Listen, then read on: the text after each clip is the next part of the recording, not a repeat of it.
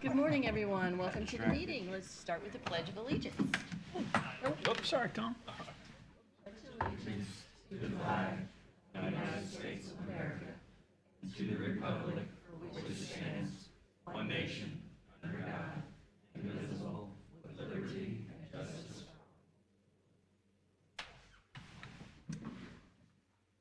Okay, we have the minutes from the last meeting in our packet. Were there any corrections or additions?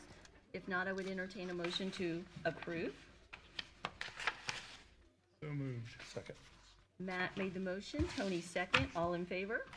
Aye. Any opposed? Marilyn, I'm going to abstain. I wasn't here. Okay, thank you, Mike. Mike abstained. Mike Sprinkle abstained. Next is the Axon purchase agreement. Abby, prosecutor's office, she's not here with us this morning, but she has been battling a storage usage issue in trying to actually store. She's running out of storage space, basically.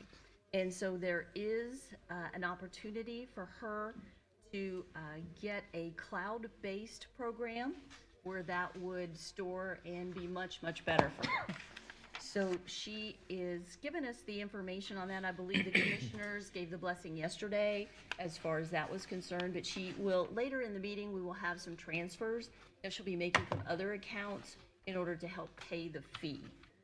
But if she does this this year in partners, she is going to save about $12,000 a year. So it looks like it would probably be a good thing for her to actually partner with these people. And just to clarify, this is for camera storage for that? Yes, Okay, very yes, for evidence that she has to keep. Perfect. Dale's approved it. Yes, and Dale has approved it as well. The other good thing is that she's came with her own solution to Yes. fund it. Yes. Well, and my other question was, from Dale's perspective, is there any other IT options on his end from a server standpoint that would be, in the long run, maybe not initial upfront, but in the long run would be a little bit cheaper? And again, I mean, just by reading through the thing, it looked like there's some function and features in there that gives her more capability than just storing it on a server somewhere. Right. So I assume that's, And you're Dale- gonna pay for that, but, Right, and I think Dale has reviewed it, and he agreed that he thought this was the best avenue. okay, to go. all right. Yeah, having local storage and maintaining that, you're not gonna beat that price. Any questions on that? No? Move to approve the request. Okay. Do we have I'll a second it. Second by Tom. All in favor? Aye. Any opposed? Okay, thank you.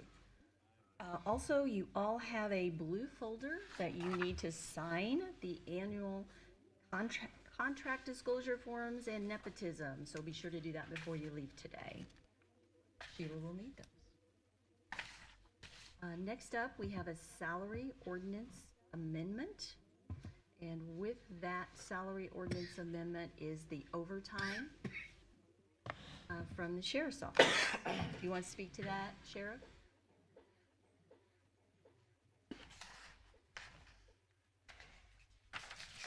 Yeah, that's moving.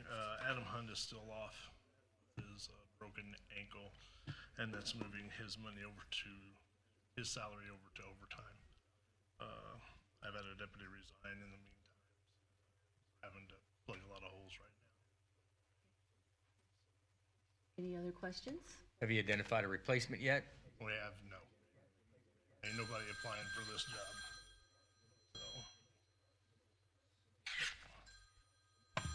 So. No other questions? I would look for a motion to approve. So moved. Mike Myers made the motion. Second by Darren. All in favor? Aye. Motion carries. Thank you. Next up, we have additional appropriations. We had a couple of requests from the courts for pauper attorneys. I do know that the one request, instead of 50,000, should be 5,000.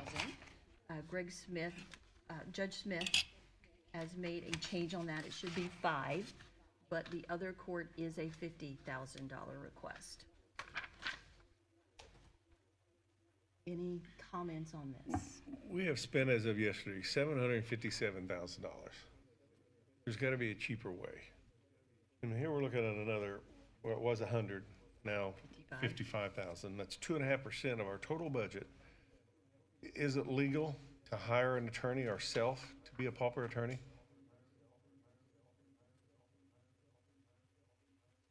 Do different things. We've talked about this in the past, looking at what a different system might be. Greene County even has like an office where the pauper attorney office handles most of the criminal defense. Instead of hiring private practice attorneys to do what, because points, I mean, it's true. I think Judge Sebecki liked this current setup, so it may be an opportunity to talk with the new judge or the new regime about what they think. I don't know. But there are different ways to do it, to your question. It's what, it's 812,000 now, with these two requests. Just dropped a zero off, right? Saved you $45,000. But still, we're over $800,000 this year. Oh, I mean, for 10 years plus, it's been, I think, significant. You're going to have more on the criminal side of things than you are on the civil side of things, but there's costs on both, and I think it's worth looking at. I mean, there's been pushback in the past, but Judge Sebecki no longer the Superior Court judge. So do you have any idea what the criteria is for someone to meet the eligibility to use pauper attorney? Is there any, do you have to submit any financial statements, or do you have any idea what those I think this is a great question. So they just ask questions of the person in court. The judge asks some questions. This is near and dear to my heart specifically because I have a client right now who is being charged criminally, a private client, and I'm representing her pro bono, doing it for free. And she had been represented, is still represented by pauper counsel. I entered an appearance because she was a friend of a friend. And the court and the prosecutor's office said, oh, well, now they have Grant, we're going to try to revoke their pauper status. Has nothing to, I mean, they know nothing, there's not been any change in the person's status. They're just trying to get some leverage. So there definitely are people that need pauper attorneys, but it's hard to know. All they do is they ask the person, they ask them a handful of questions. They're like, okay, yeah, kind of look them up and down. I mean, so that has to be tightened up because my complaint is that the prosecutor's office is trying to exact some leverage on my client because they think that, oh, they're not a pauper anymore. They're paying Grant.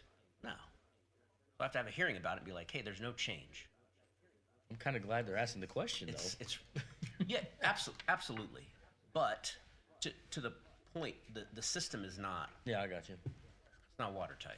So The documentation's not required to prove that you are in need. They're just asking questions. I would say that, at least in my experience, there's minimal documentation. Other people may say that there's lots of documentation. Grant, real quick.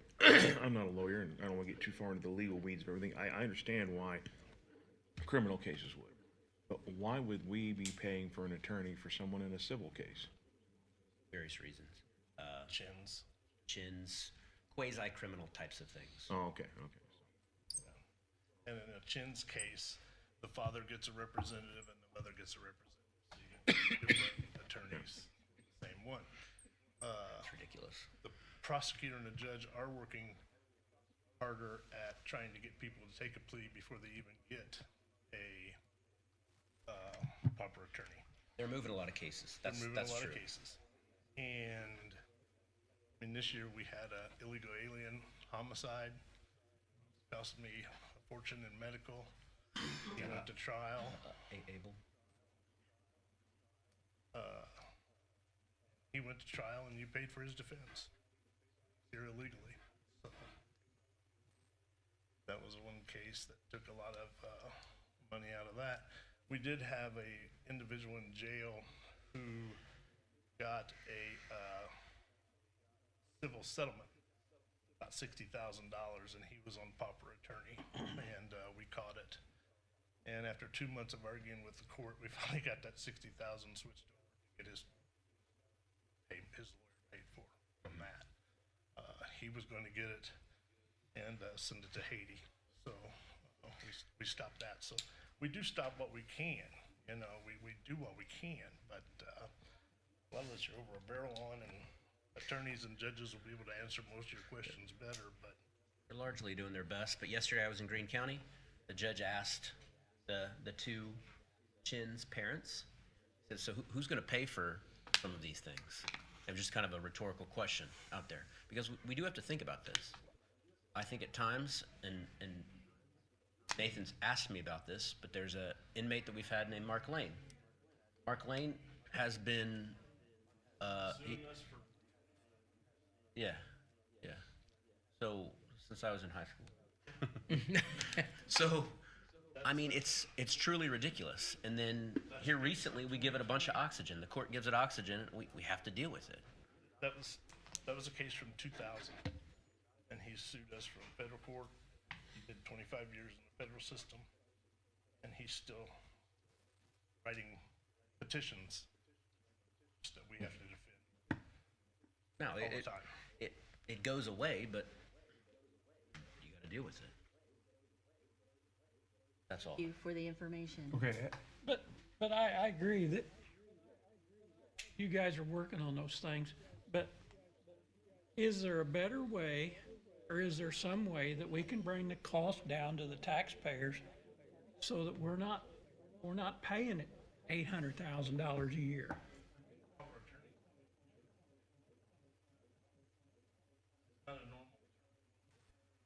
Still a lot, but I mean, it obviously adds up fast. It's a lot of money, but I would look at Greene County and I would talk with the judges and the prosecutor, like, hey, how do we get this down? Greene County has like an office, okay, and they also charge a portion of lit to pay for that. They have a lit, it's like 0.1%. to pay for judges and whatnot. So, It's still money. Money's Yeah, fun. it's still that's taxpayer money. money. but I think overall, it's unclear who pays more. I would say that theirs is probably lower.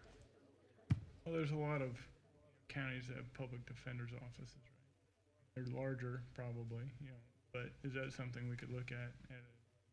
Talked about it a number of times in the past, but it's Okay, well, we've talked a number of times, as Mike said, it was mentioned like even 10 years ago. But we got to quit talking about it and do something. Yeah, and the only reason I bring up lit, and I'm sorry for bringing it up, is because there's a certain group of people that will use the courthouse and these resources quite a bit more. Okay, I mean, they probably aren't paying property taxes, is my point. Yeah, I think that's dead on the vine, though. Sure, and that's totally fine. I'm just saying, the people that are using the resource, I mean, they're not paying for it, so of course it gets out of control. So you're telling this group that we need to get with the judges and the prosecutor? I would also talk with Gary just to get feedback, like how do we bring this down? How do we get this under control? Judge Murray will probably have some ideas because he's been prosecutor, now judge, and he'll have an opinion about it. Thank you. And Thanks, yes, Grant. we do need to have some conversations. So do we need, Tom? Okay. Darren? Yeah, Tom and Darren? Great. Okay. Sounds good. And you? If you need another one. Okay, got it. I'm sorry? There's a lot of plea agreements that get $200.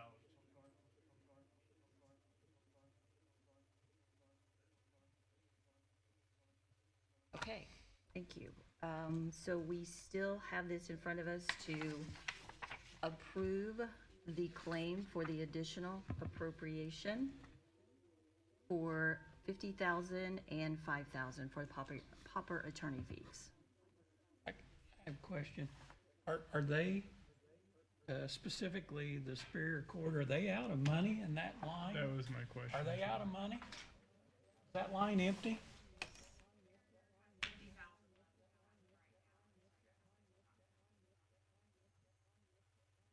I'd say, why would you before the end of the year?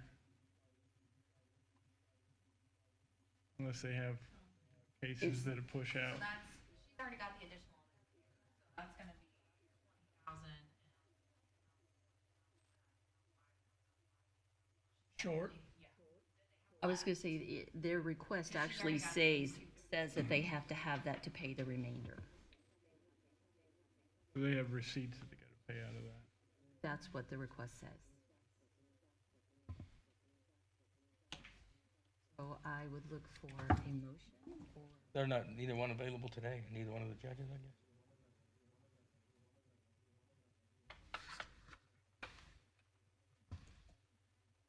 Let's all jump to be the first one here.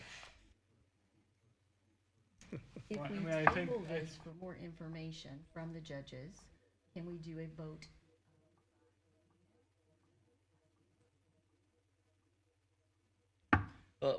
We're not gonna solve it today. No. I say you So- you have to approve it We're for not gonna solve it today, today, but- Then we'll do the committee. Yes. Motion to approve. And anything, I'll second that with the notion that we will meet before we approve any further next year. There we go.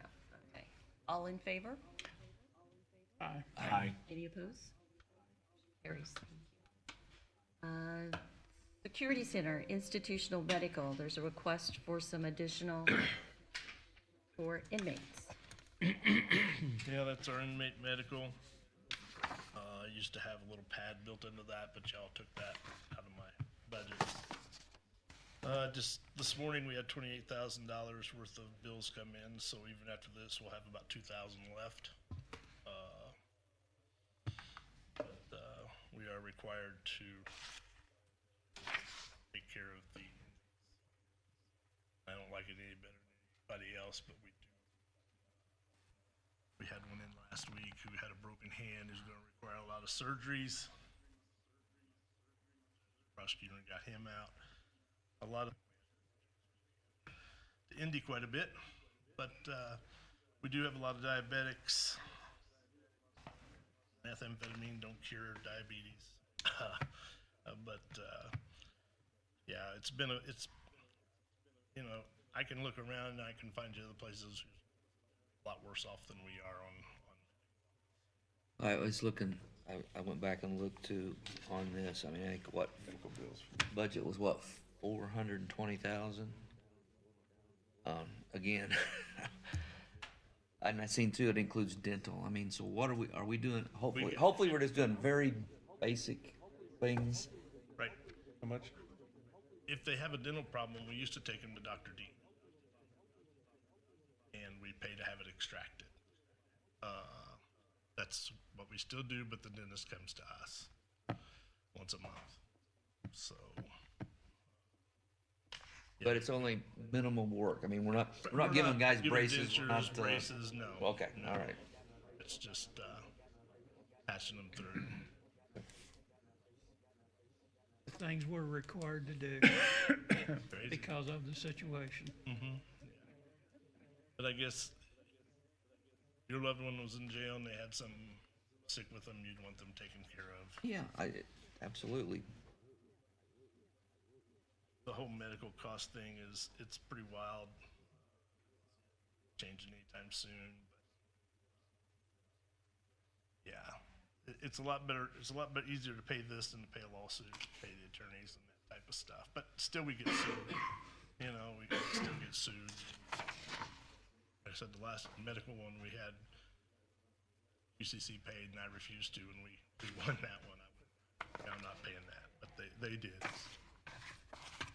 Thank you. Yep. We appreciate it. Move to approve. Mike Sprinkle made a motion to approve. Second. Tom second. All in favor? Aye. Aye. Motion carries. Thank you. 5 is 0, and they need those additional funds to finish the year. Any questions on that? What department is that? Yeah. That is commissioners, correct? Out of the county general budget. Yes, I believe that is correct. It's kind of like our county attorney's willing to answer any question from anybody. Bad news is he's willing to answer any question from anybody, but again, I'm not saying that there's an issue, but yeah, we are out of funds, and in that agreement definitely needs to be reworked. The Commissioner Cook, I believe, brought it up yesterday during the commissioner meeting, which was a great topic, but it was the very first I've heard of it so far on December 9th for a January 1 start date. So the timing was a little,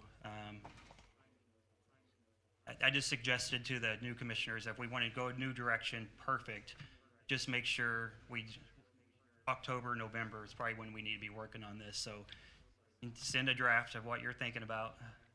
Send it quickly so we can get it on the 23rd meeting. So long story short, we're out of money.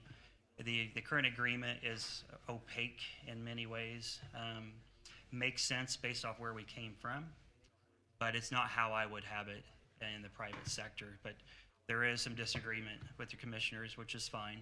And so we'll see what they present on the 23rd, because we are currently paying attorneys in the prosecutor's office $85,000, $95,000 salaries, and currently we're spending 75, 85,000 ish just through the commissioner side. Then we pay it through your side, and then we pay it through APC. So I'm trying to see how much are we actually paying in totality for our county services, and would a full-time attorney, which we have 4 or 5, be the best route, a better route? I don't know. And then we get benefits also. So weighing that through, love Grant, his knowledge, his historical knowledge is extremely helpful. Long story short, we are out of money. So. Thank you. And I have to apologize because this is actually the request through BZA.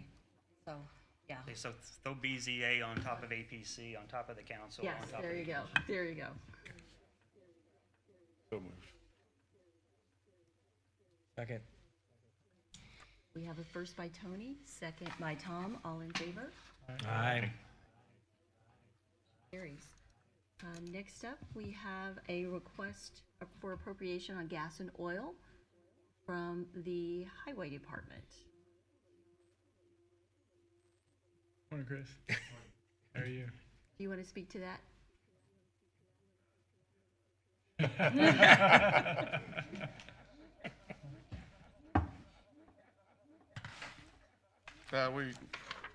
Seems like it's a habit doing the gas and oil. I know when we requested our budget, I think we had requested $25,000 or $50,000 more. We had to talk about gas prices as it went down. One of you guys had mentioned that, and they have. But we have been, basically, we've ramped up what we do. You know, we're doing our gas and oil off of you know, X amount of manpower doing X amount of work. And over the last, 3-4 years, we've went from constructing 8 mile of road, new road a year to 15 to 18 mile of new road. We've been fully staffed.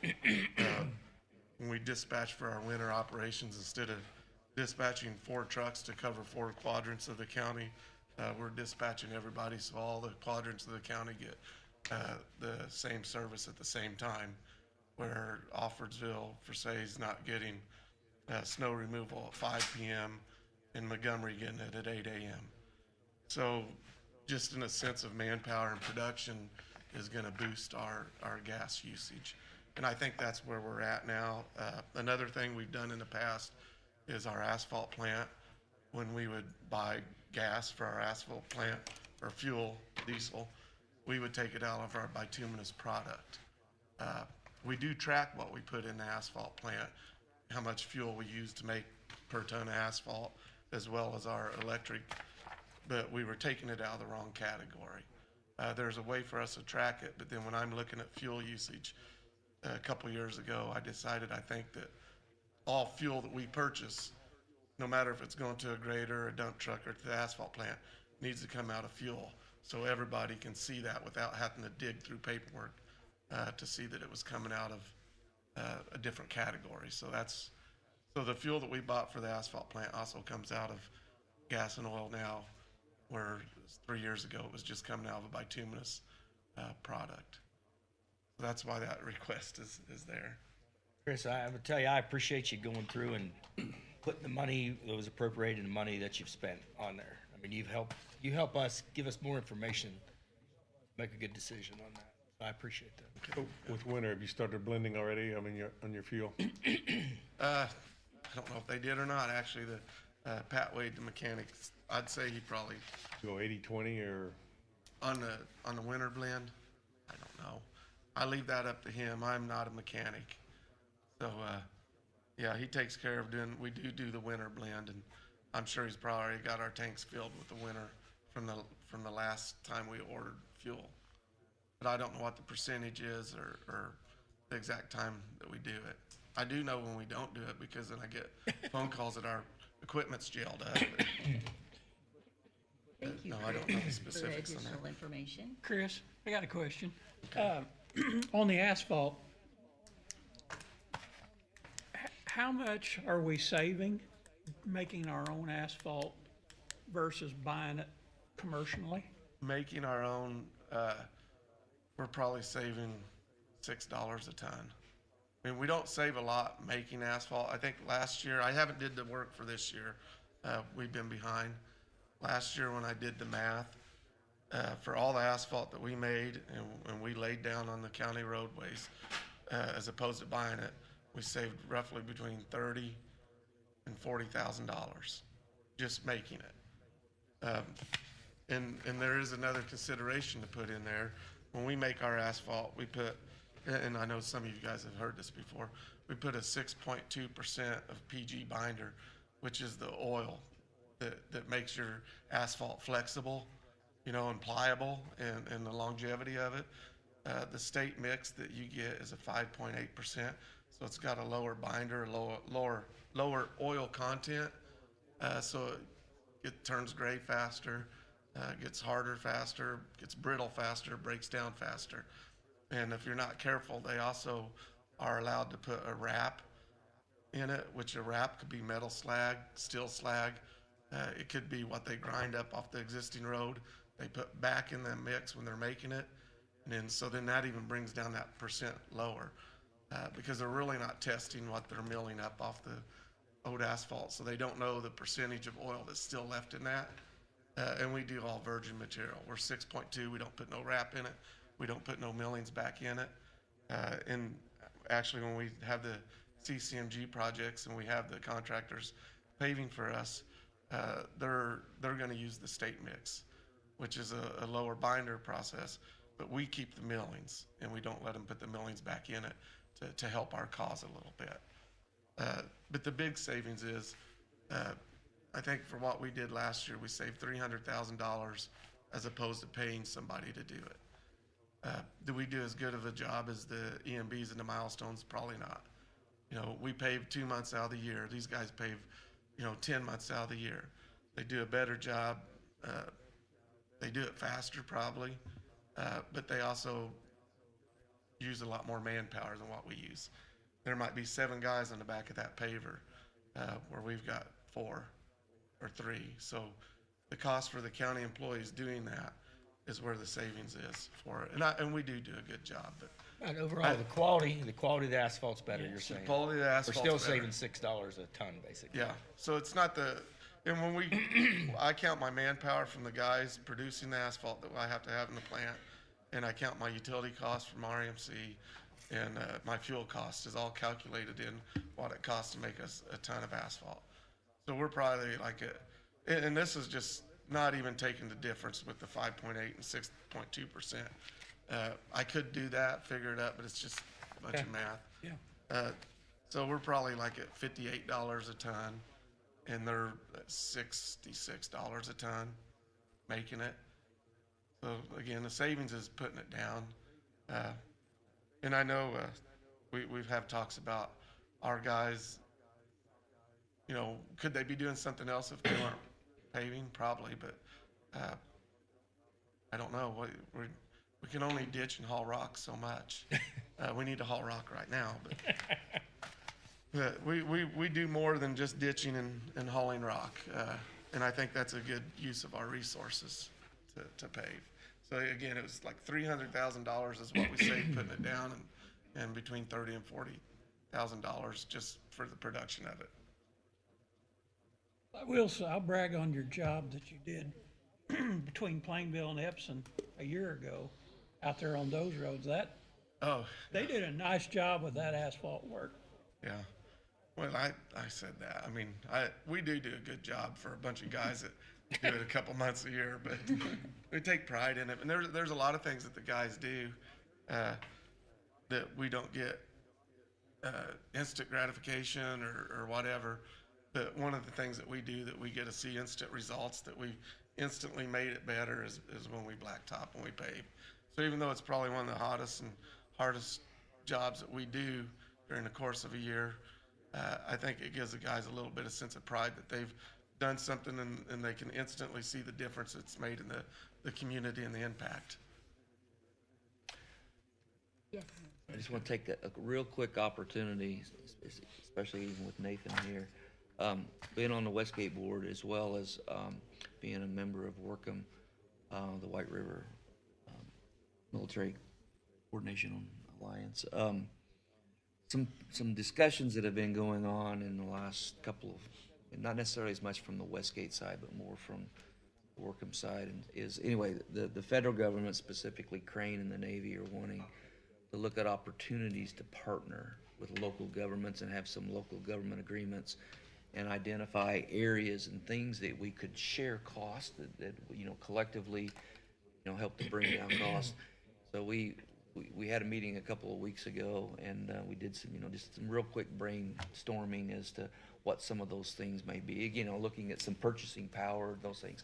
But one of the things was from a highway department, if there's, you know, in terms of buying, and there's a lot of gravel roads up on the base that service all of the bunkers, and as well as then there's always a little bit of paving work that needs to be done somewhere. Not that we want to be in the paving business, you know, from a big standpoint, but if there's a small patch job or something that needs to be done, I thought that might be something that we could maybe potentially help them with down the road and partner and whatever. So anyway, I just wanted to. Just like 30 seconds, we did have a call, one or two conference calls regarding that topic, probably been 9 months or 12 months. So we said, or not we, but collectively, we said 30,000 feet, obviously we want to help out all of our neighbors. Anything we can do to help everyone out, perfect. So we're receptive to the conversation, you know, give us a little bit more details. I think we had one subsequent call, and then we could talk through a couple of examples, and just logistically, like that example got a little complicated, just logistically, which I said, you know, that doesn't rule the whole thing out. But it's like, you know, if you continue to work with us, we'll be open and receptive. The devil will be in the details, so to speak, as far as coordinating what you're actually meaning. But I think our sense is that we're cautiously optimistic, and if there is something that we can do that's conducive to the operations of the highway department and helps that facility. Got to be mutually beneficial for both. Yeah, and even if they get more benefit than we do, perfect. Yeah. But it can't be negative 40, positive 30. Right. But if it's if it's a win-win, yeah, we're all on board. So right now, that's kind of the spot that we're at. I had one specifically ask me, you know, they do ask, you know, on the county council, is there anything that you can think of? And of course, the highway department was one of the things that come to my mind in terms of working up there for 33 years and knowing how the roads get sometimes up there. That was. Yeah, we're receptive to a call. You know, we're not saying no, we're not saying yes, we're just saying yes. Let's learn more about it. So Awesome. Okay. Thank you, Chris. Are there any other questions for Chris on the request for the 49,000? No, but I'll make a motion to approve it. Matt made the motion. Second. Second by Mike Sprinkle. All in favor? Aye. Thank you. I just do want to make one comment though. After we've gotten these requests this morning, is we're still projecting $1 million Yeah. shortfall next year from on our budget. So I just want to keep that on everybody's mind. Did you have something else, Chris? Well, I had two others that Okay. they're probably inner categories, so maybe you guys didn't see them. Oh, in category. in Yes. category, yeah. Yeah. You I- want to address that real quick? Yeah. The Cume Bridge, if you see the Cume Bridge, for countywide bridge inspection, when our consultants, forecast what, and this is all state mandated costs and inspections that we have to do, when they tell us what our forecasted, cost was gonna be, so we planned it, for this year, they basically told us what our match was gonna be, and we pay it all. So if the bill's $100,000, we pay the whole $100,000, then we submit the LPA invoice vouchers, and then the county gets 80% of that back, or 75%, I can't remember what the county-wide bridge inspection is exactly. But then that funds just goes back to general, or it goes back to cash. So when we forecasted what we needed to spend for our county-wide bridge inspection this year, we were just forecasting our match and not the total, because it doesn't go back in that fund and then we use it and pay again. So we just transferred money from the Montgomery Bridge to the countywide bridge inspection. The Montgomery Bridge should be completed. So I think I forecasted $0 for this upcoming 2026 year. I did send CSX, the railroad had us put almost $500,000 in an account for them to bill out of for any oversight work that they've done for us. And it's probably been 3 years. And by the billing that I've got, they still owe us like $300 and some thousand. And I sent another email out this week to them, which is being managed by Benish, which is the company that manages the funds through the railroad. So I've got Nathan involved in it. We are trying to collect on that, but that's why we took the money out of Montgomery Bridge and put it to our bridge inspection. And the other one I just felt like I needed to owe you an explanation on it was the pavement marking. We had money in pavement marking and we moved it to equipment. Two things, I guess. When we bought the pavement marking equipment, we had a truck, and that was part of my selling point to be able to get the equipment, was we had a truck that we were gonna put this equipment on. The truck that was dead set that this equipment was gonna go on didn't work out. And we had the money and put it in pavement marking to buy a truck, do pavement marking with. And then after I thought about it and I talked to Jen there, we wanted any equipment to come out of equipment and not pavement marking. But my thoughts when I was putting it together was, it was for pavement marking. So I didn't want to be misleading, so that's why we wanted to transfer that over. Part of our, we've got 1 ton truck. I don't know if you guys are probably in a hurry when I get up there. No, we're not. Go ahead. But part of our equipment, we've had probably about 8 or 9 crew cabs that we've gotten from the state that are 1988 models. They've probably all got 200, 300,000 miles on them, and they're just half-ton trucks. They're not good for anything except for taking your crew from this spot to this spot. They don't push snow. They don't do salt sand. They can't haul the crack seal machine. They can't haul blocks. They can't pull anything. And so then we've got several cul-de-sacs and just off-roads. So what I've been in the process of doing is getting rid of them ton trucks that don't do anything. They did haul our summer helpers with weed eaters, so they did a good job at that. But they can't haul any equipment. They can't pull a skid steer, a mini backhoe. And so we're transferring them trucks, trying to buy ton trucks. And I figure if I could get 4 ton trucks, we've got 1. And I could put blades on the front, salt dogs on the back of them. So now I'm gonna be able to disperse more guys to do some smaller areas around town, get to areas quicker, I guess. And then they're kind of gonna be like a multi-tool whatever you call it. And then they can haul our fabric, our skid steers. They could just do a lot more functions. Plus, they'll still be able to haul the crews to the job sites that we require. So this was part of it. That truck's not just gonna haul the pavement marking truck. It'll be pushing salt or pushing snow and hauling salt sand stuff. So I just wanted to maybe relay that to you. I don't know if you guys have an open session here for open comment about things, but I did have a couple. I guess I'm not very good about getting on the agenda. Two things is, we did get the CCMG 2026-1 call for projects at $1 million. We got awarded that, which is the community crossings. We got awarded the 25-2, or no, the 25-1 at $1.5 million. We got the 24-2 at $1.5 million. So we've done good. And if you've seen the roads that we're connecting highway to highway and moving traffic, so this new one is doing Portersville Road from County Road 700 South to the bridge connecting to DuBois County. And then 950 South is connecting it to Martin County to 231 from 1125 East. And then we're also going to connect 1000 North to Highway 58 going north on 700 East. So that's what this new one is. You've probably also seen what we did on Edwardsport Road. We've connected from Washington all the way to Highway 558. Really nice. So we've been trying to use that. I know I give Nathan some props the other day when we were talking about doing community crossing years ago. I was going to do a cul-de-sac with community crossings, and he's like, no. He said he was on the board. He said the board is to connect areas, to move traffic from one area to the other.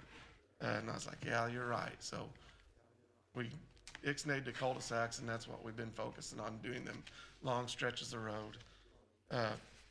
And then we have applied for some other grants.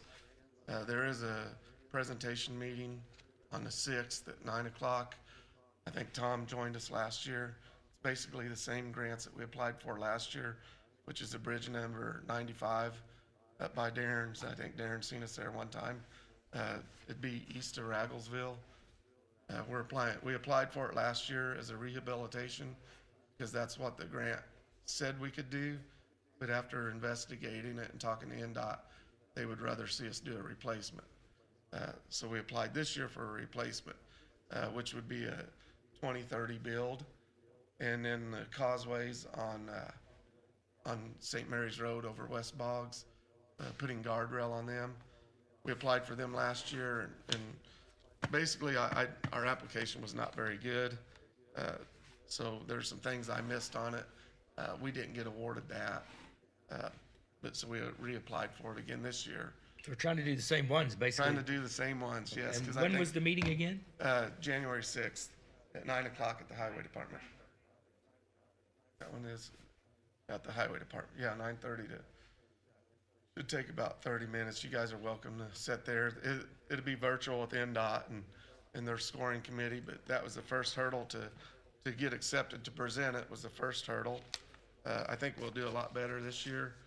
And on the CCMG grant, I mean, these things are competitive. There was $450 million is what they used to distribute between the counties for these grants. And this year they cut it down from $450 million to $100 million. Now that $100 million, $50 million went to the counties with over 50,000 population, and then 50 went to below. So I think we were fortunate to get it. And some of it shows that our good track record of getting the grants, doing what they're supposed to be used for, and finishing them out and having the support of the county council and the commissioners in doing them. So one other project we've applied for and we've received, but it's not to be built until 2030, is the roundabout at 150 West and old US 50. And there was another accident there just this week. And so I'm gathering information. I've contacted the sheriff, and they're getting me some more information. We were granted that in 2023. We were awarded that safety grant to construct that roundabout. And then in 2024 is when they actually awarded it to us. The construction date's not till 2030. And I think since we've been awarded that, there's probably at least been 4, if not more, accidents at that site. So I've been in contact with the engineering company about the design. We're ready to turn the design in within a matter of a couple days. There are some, can't think of what I called it, but the state required, like to make sure there's no owls or something in the tree, whatever that stuff is. Environmental study. Yeah, the environmental Impact. studies. So I think the environmental study part is, might have a little bit more lead time than a couple days, but we're on track on our end to get that done. And, so we're gonna push forward to see if NDOT will fund that, to get that project done sooner than later. The match money that is gonna be from the county for that is coming out of the relinquishment money that we required for taking over that corridor. So we have that in place. So it's a matter of getting them to agree to pay their portion and let us proceed with it. So that's what I'm working on now. Then I got one more thing. And then that's it. So you guys probably heard about the city of Washington used to do our building code, or building permitting and stuff. And the commissioners had wanted to, I don't want to say take it away from Washington, but they wanted to bring it in-house. And not only just to bring in the building permitting part of it, but they were wanting to add more of a compliance and a permitting process to this. I think what Washington was doing for us was fine. And I talked to several people from Washington. They were kind of mad about it and not happy that we were taking it from them. But I don't think we're taking it from them because they weren't doing a good job at that. It's we want to expand on that. There's so many services needed in the county. And I think permitting and compliance is part of this. We don't want to just sit there and somebody fills out a building permit or requests a building permit, we sign it, push papers through.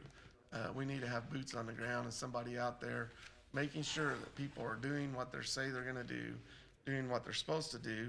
And once they request a project, whether it's a drive pipe, putting utilities within the right-of-way or construction, they do what they got permitted to do. And I think what we find out with our, I don't know the statistics, maybe one of you guys do, but we're a pretty fast-growing community right now out in the county. I don't know about the city if they're fast-growing or not, but we get a lot of houses and a lot of construction, and so people will fill out the bidding permit, and the next thing you know, they're adding on, and they start encroaching the right-of-ways. They start getting on the right-of-ways.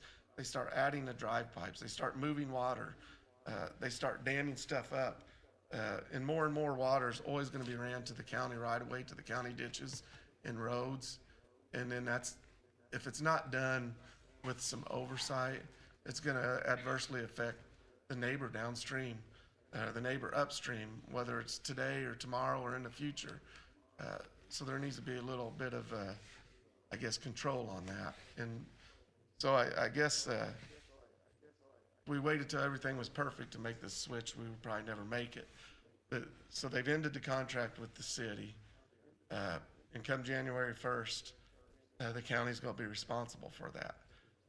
We had talked about having it in the highway department because we talked about what this position would do and oversee and be responsible for, and then what we could add to this position, which I really didn't want anything to do with it as far as managing it or watching it or anything. But then when it came to, hey, well, they're going to have X amount of hours, and these other hours you can use them for the county highway. Then I'm like, okay, you're getting my interest. You know, if I got to manage somebody through the highway department, then the highway part has to have some benefit out of it. Kind of like what Darren said, it's got to be mutually beneficial for both parties. when somebody requests to put gas line or electric line in the county's right of way, they do fill out permits. We sign the permits. But we don't have the resources to go out and make sure that they're doing what they're supposed to be doing. And that's with a lot of things. And I'd made the comment to somebody, if I was driving from Montgomery to Odin, and I stopped every time I seen somebody that was working within the county right of way, whether it was a ditch or a driveway or whatever, to make sure they're doing it in compliance and they filled out their permits, it'd probably take me half a day to get to Odin. So I think we need that person there to help mitigate that and make sure that these companies that bring these utility companies in to plant poles and stuff are doing what they're required to do and supposed to do, that don't affect our county and our people. So that, I guess that being said, that part of it, which we've left out, is we don't know. They're not paying the city the money. We don't have it in the county's highways budget. We don't have a position appointed for it. We don't have funds appointed for it. So this is just to get you guys thinking about creating a new position and planning it either in the highway department, or if further communication goes on, it needs to be a standalone or whatever. I was working on a job description, but we couldn't quite get everything nailed down. I do have a job description from the city of what they do. And then I got a job description as part of a county, basically a road foreman, some of their job functions that they would do. And some of that would be, we spend a lot of time on right of way. When I said we're building 18 mile a new road a year, and we still got probably 10 more years or 15 more years to keep going at that pace. We've got to collect right of way from everybody that owns road frontage on that road that we're upgrading, so that takes manpower to do a lot of that. So there'd be a lot of things that we would put on this position to do that would fill in the gaps. But I guess at the first year, I'm just gonna do it. So, and 30 seconds. Basically, January 1, we're just going to do basic building permit coordination. Status quo, exactly what we're doing with the city now, 3.5 permits per week on average, 2 or 3 hours a week. We're just going to administer it. Perfect. So $75,000 already in the budget, so there's no delta to that gap. Once we re-advertise for the position internally and get the right person for the right spot, we'll be back to you to say, hey, here's the position. Take this $75,000 from this line item, move it over to this line item. Could be in January, February, March, but we're just going to do the status quo January 1. And then he's got a really good job description that this person will be able to walk right into. Then we'll do it in phases. The unsafe building will be the last piece of it. Could be 9 months. Hopefully it'll be next year, but Chris is doing a great job. We're going to give him a bigger nameplate. Office. well, I'll be the initials next to it. I do have to run to a meeting. But, yeah, we just wanted to bring that up too. I know he summarizes a lot Thanks, better Dave. than me, but we just wanted to bring it up so nobody was caught off guard. And then if you guys get input about it or what you would like to see in this new position. So. Thank you, and we appreciate all your extra efforts in doing the grant writing, getting these grants. It's time consuming, and we appreciate all that you do. Yeah. Okay. The taxpayers appreciate it also. Yes. Well, that's good. I hope so. Yeah, oh, yeah. Okay. Thank you. Thanks, Chris. Thank you, Chris. I do, for sure. Okay, so did we already do a motion? I can't remember. We did. You did on the additional appropriation of the Transfer. Okay, yeah, the category I'll make a transfer. motion to Okay, approve the Matt made the motion. Second. Second by Tony. All in favor? Aye. Motion carries. Okay, you're up, Laura. We have a request. So educated this morning. Yeah. Great. Yes, the $54,000 out of the restricted opioid settlement fund 1237 is the amount that was approved from a proposal last month. And that is going to the other 15% match that IRAX needed for their grant. They needed a total of 30%, and this is that second 15%. We already had approved the first 15% because at that time, we didn't have the full 30% to approve that. So we did 15%, and they were going after different grants to try to get that, and they never got that. So then when we got more money in the 1237 fund, we were able to accept new proposals. They sent one, and JRAC board approved that. So this is just that appropriation for that. Well, I've read all the acronyms on there, but it didn't really tell me that much. I mean, appreciate the explanation. Yes. Can you kind of tell what they do? What is it going to go to? So the IRACs, Well, the funds you're looking for, what is it going to actually do?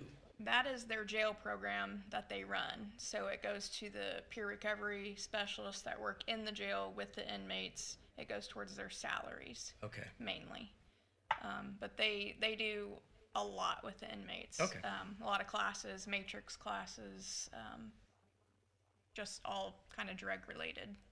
It's Substance been very abuse. successful. The program's been very successful. Yeah, and they work with probation, community corrections, the judges, prosecutor's office, and they try to help these people while they're in, so when they're ready to get out, the recidivism rate hopefully lowers and we don't see those people hopefully ever again, but just at least lower it where it's, they're good for a bit, hopefully. That was that one. Any other questions for Laura on that? If not, I look for a motion to approve the $54,000 appropriation. So moved. So moved by Darren, second by Mike Sprinkle. All in favor? Aye.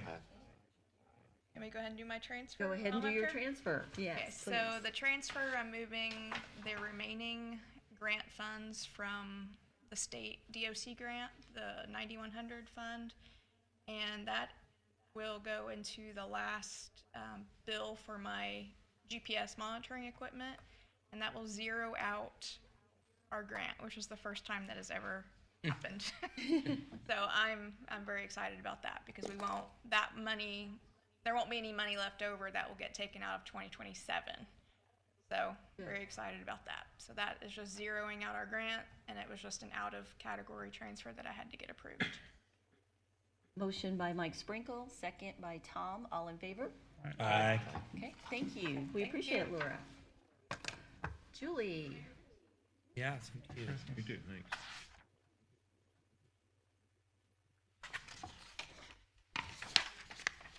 Good morning. Morning. My additional appropriation is for our GIS managed services. So basically this is for our CAD system, which is where dispatch inputs all of our calls that we take in from the public. This goes towards the addresses that are in that system. So anytime there's a new housing development or apartment complex added, whether it's the city or the county, this helps keep that GIS data up to date to make sure we have the correct information in our system, so it helps our responders get to the right place. This is coming out of the 122 fund, so it's not county general money, but I do have partial amount in that was already appropriated. This is just the remaining cost of that. We did get an additional quote from another company. It was from Motorola, and it was Crazy. $92,313 for a 3-year, and this total was like 40 something. So this company, Lawrence County also uses them, and they use the same CAD system we do, so we kind of talked with them and they're happy with their services. This company actually used to partner with Motorola, and then they branched out on their own, and it's a third of the cost. We can't really beat that, so. Great. Motion approved. Tony made a motion to approve. Second. Second by Mike Myers. All in favor? Aye. Thank Great, you. thank you. Appreciate it. Okay, then we already did the transfers on the highway department. Superior Court had one from interpreter to depositions. It was on a specific case that it is needed for. Any questions on that? Is that the $8,000? Yeah. It is. Okay. Look for a motion. I'll move to approve Paul that. made the motion. Second. Second by Matt. All in favor? Aye. Motion carries, and then we have done. Oh, we're going to the coroner next because we've done community corrections. The coroner has requested 3 different ones going to group health insurance. So they evidently had someone that took something other than single coverage, and so they Potentially, yeah. Yeah, And then needed or- the additional funds to cover the health insurance. So they're internally just moving the money. Yeah, moving it from one category to another. So moved. A little bit under $1,000. Tony made a motion. Move to approve all four on the Okay. corner. All right. Mike Sprinkle made the motion to approve all 4. Tom was the second. All in favor? Aye. And then we have from the prosecutor's office, they have. First one is for $1,000 for equipment maintenance. First year contract of a new evidence management system. This is what we had talked about earlier with Abby, transferring all of these 5 to help pay for that software I'll or make a motion management for all system. 5. Okay, Matt made a motion to approve all 5. Do I have a second? Second. Second by Tony. All in favor? Aye. Aye. And we also did discuss the overtime earlier with Sheriff. Do we have a motion to approve that? So moved. Tom made a motion. Second. Second by Mike Sprinkle. All in favor? Aye. Perfect. We have some other information in our packets, but we also have here, Cindy Barber wanted to chat just a second. Really just to let you all know, and get it out to the public, that we are, for the second time, holding our Running for Public Office program. And it's gonna happen before you all meet again, so I thought this might be a good opportunity to get this out, not only to you all, but to your constituents. It's a program that Purdue Extension does all over the state. I've been, of course, as always, super blessed to have a partnership with the clerk's office and deliver this program in partnership with them. So I want to extend a thank you to Lauren Milton for all of her work on this as well. She gives an overview of the election process. We have a panel discussion. Marilyn has agreed to serve on that, as well as Dave Rhodes, and then the party chairs will also be a part of that. I think Tom did it the last time we did the program.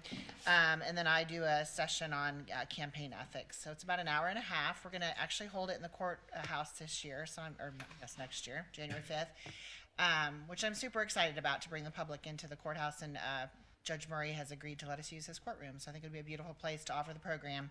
It's on January 5th from 6:30 to 8. And then we hang out a little while. Sometimes people are more comfortable asking questions. It's not meant only for people who want to run for office, but it's meant to inform, increase civic engagement, inform voters, promote, the importance of being knowledgeable about the process for elections in Indiana. We'll also go over all the offices that are open for the next year's ballot. And of course, then the timing of it is intentional. They have about a month to decide if they want to file and run. So we're excited. And I can't thank the clerk's office enough for their support in this as well. So I have flyers, and I will be posting it and sharing it. We were on the radio this morning, getting the word out. No registration. It's free. We won't do food because we don't want to take any food into the new courtroom, but we'll probably provide some water and just open it up to the public. I did present to the Democratic Party. They're active again, so I went to their meeting and talked to them about it, so they're excited. The Republican Party has always been super engaged as well, so very, very nonpartisan, and we want to make sure everyone's included. You're welcome to join us. I'm sure folks would love to meet you and hear your stories, but that's the program. And then I'll be assisting Pike County and doing the same thing the following evening. Thanks for the time. Thank you. Appreciate it.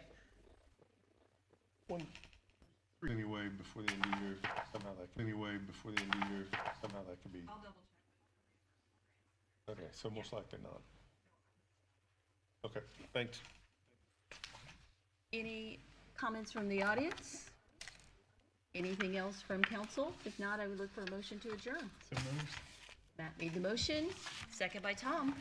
All in favor? Aye. Thank you.